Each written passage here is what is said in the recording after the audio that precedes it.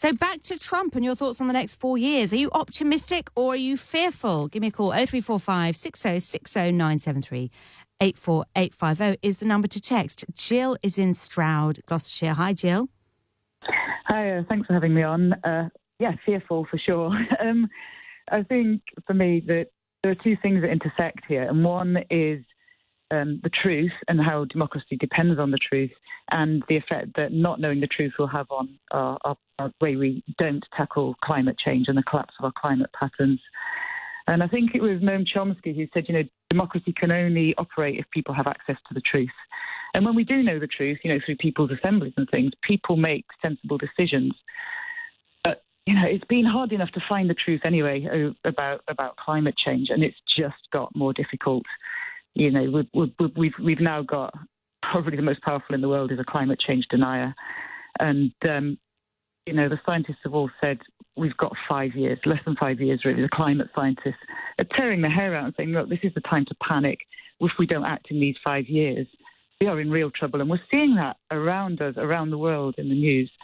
And so we haven't got time for a Trump presidency, unfortunately, because it's on our shoulders and it's on the shoulders of those who are in power at the moment to act. What do you think, though, Gill, it's hardly a cause for cheer, but maybe the argument that anyone who's in power will be pressured by economic imperatives to make decisions which you might think are very dangerous for the planet. So a previous caller was saying that more drilling licenses were issued under Joe Biden than under Donald Trump previously. Yeah, maybe it's a kind of different president, same issue. I won't swear. We haven't been making great progress, but I had more hope that there was someone responsible at the helm, I guess. But we need to change the political system. Ultimately, politics is broken, and we need to challenge this idea that we can have infinite growth on a very finite planet. We know that Trump is operating, on behalf of, a lot of the time, on behalf of the fossil fuel industry. He's there shouting, drill, baby, drill. I guess the hope I've got is that he is so bad that we can't just let this destroy any sort of international attempts we've got. All the other countries just need to say, okay, one of your previous callers, I think, said Trump admires strength. Everyone else in the world needs to come together and say we are going to have an international fossil fuel treaty to stop fossil fuels by 2030. And if Trump wants to go his own way and do something different in America... By 2030, is that the goal amongst the sort of climate activist community? 2030, because that seems incredibly close. Can I just say, it's not the climate activist community, it's the scientists are saying we really need to do this. I didn't mean that in a derogatory way, Jill. I was just thinking of a way to put it. No.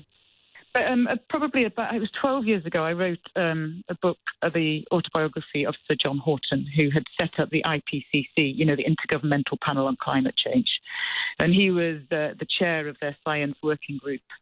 I think the first 4 meetings of it, so that includes the really famous Madrid one. And he told me then, this is 12 years ago, he said, look, Jill, we've got 15 years before the Earth systems go out of control, beyond our control.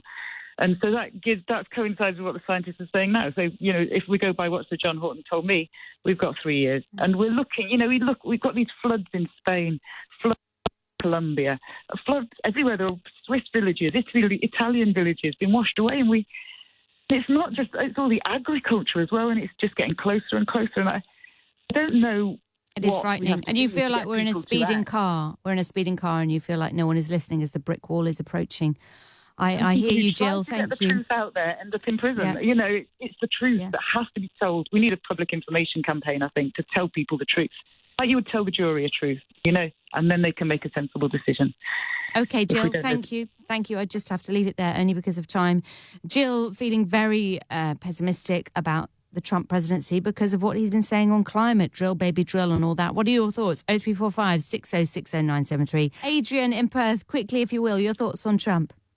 Yeah, thanks very much. Well, it's a bit of a setback in terms of our actions on climate, isn't it?